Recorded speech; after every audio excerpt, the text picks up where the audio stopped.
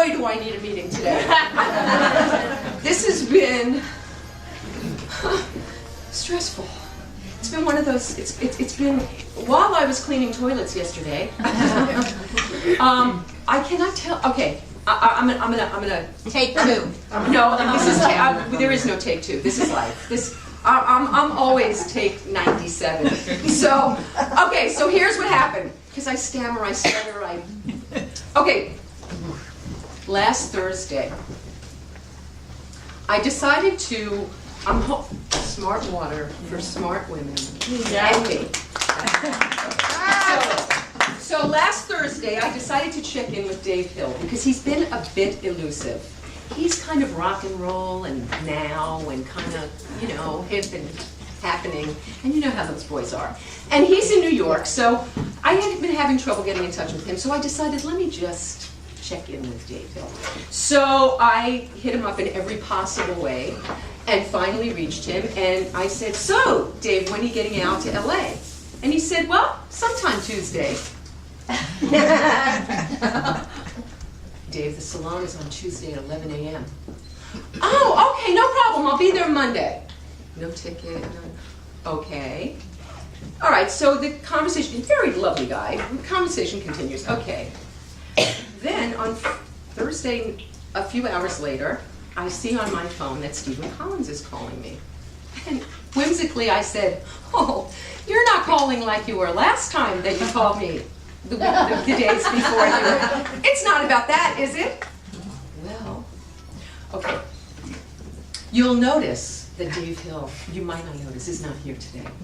You will also notice that Stephen Collins is. So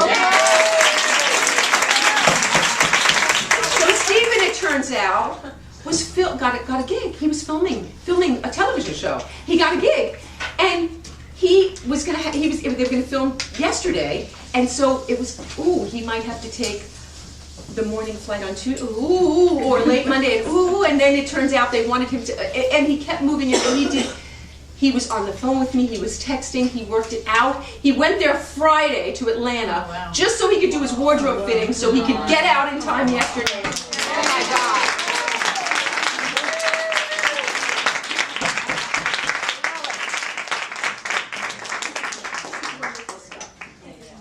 And so, he's a mensch. He's a mensch. He's a good mensch. And so not all men, but I just want to say dealing with men historically is just, which is why I'm in the position I'm in today.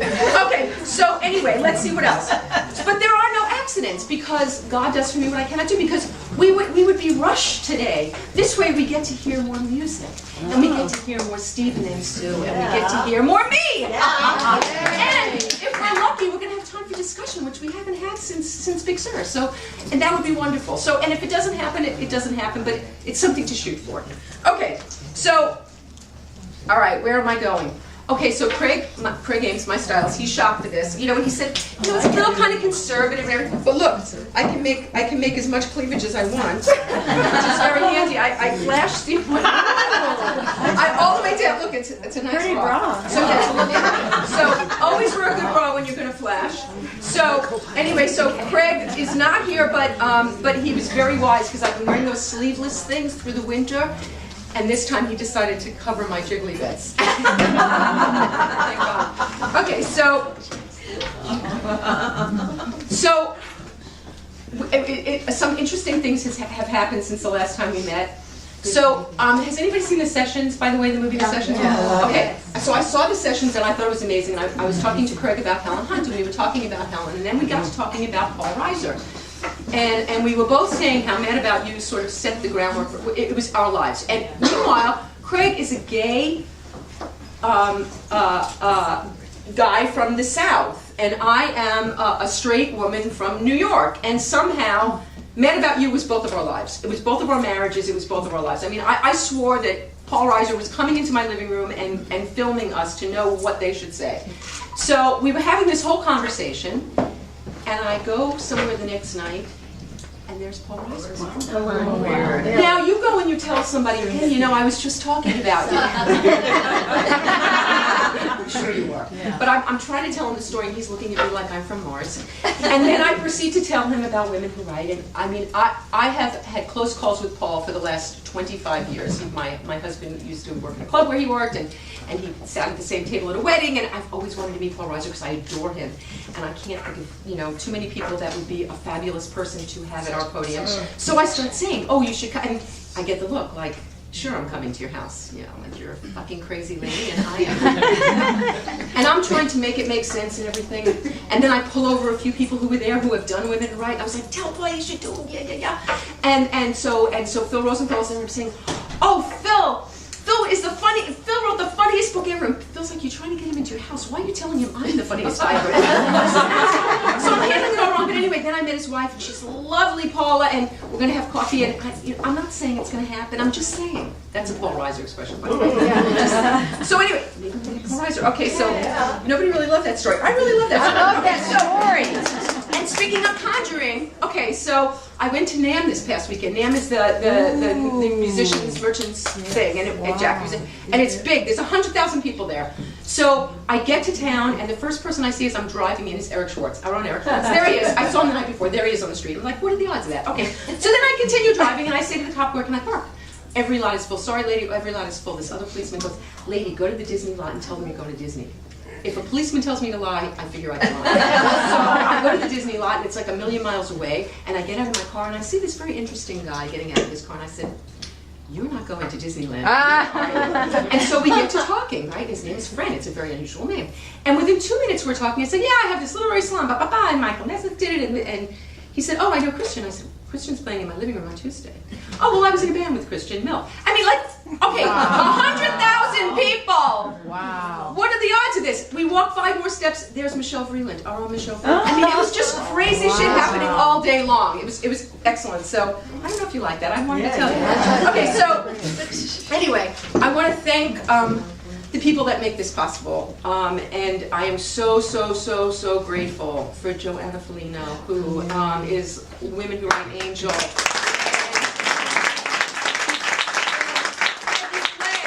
Louise Palanker, and Angie Aguirre, and J. Marshall Craig, and Linda Apsey, our fabulous photographer. Thank you all so much. And Elle, who takes attendance, and is so wonderful. Thank you, Elle. Okay, and I just, I was showing you the calendars before, this is just an unbelievable thing, and you're all in here, and the pictures are gorgeous. And Rick wanted to make sure that they were here today because we already kind of missed part of January, so Gary Kroger, is not going to get much view in your house or anything. But anyway, there's no money being made on this. He had to send them overnight, so they're $10 just for the shipping and the thing, but they're so lovely, and I just want to hold up this. Where is she? Where's Nancy? Nancy sent me her other book, and like flies on the patio. Okay, and like flies on the patio. What's it called? And like the flies on the patio. Like the flies on the patio, and there is an acknowledgement to us, to women, right? Yeah. So it's so wonderful. That was so lovely. We wish her the best.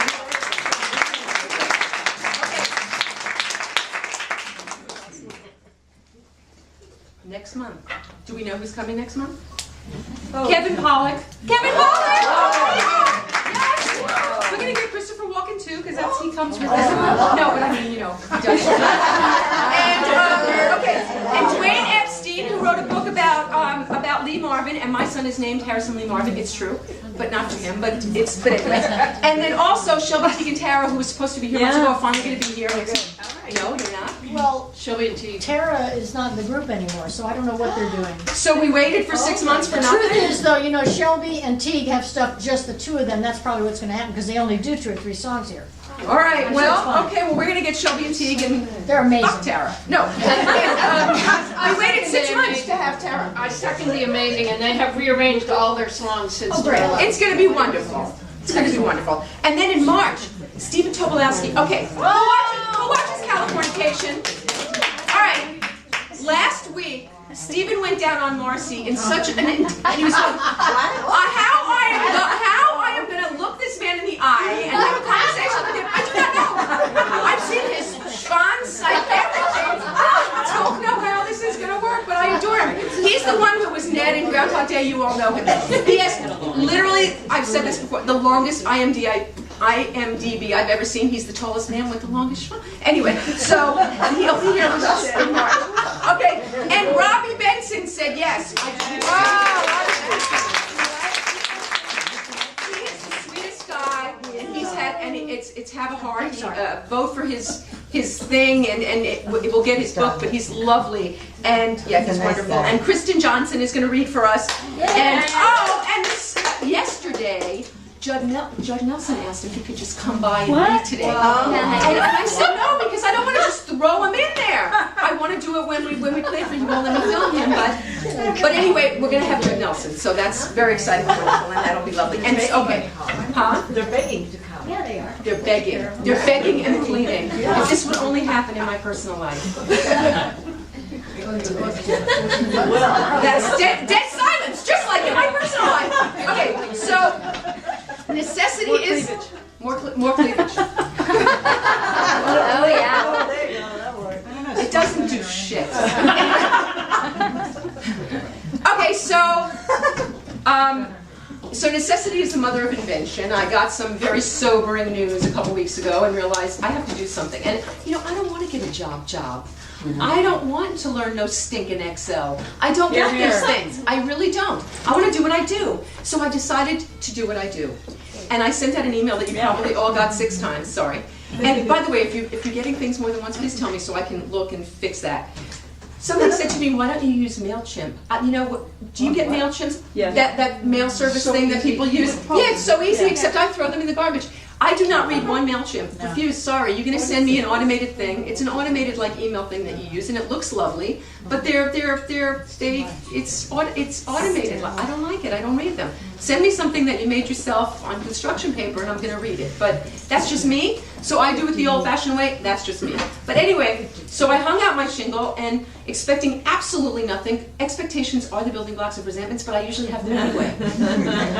But this time I had none, and I got deluged with responses, and it was fantastic.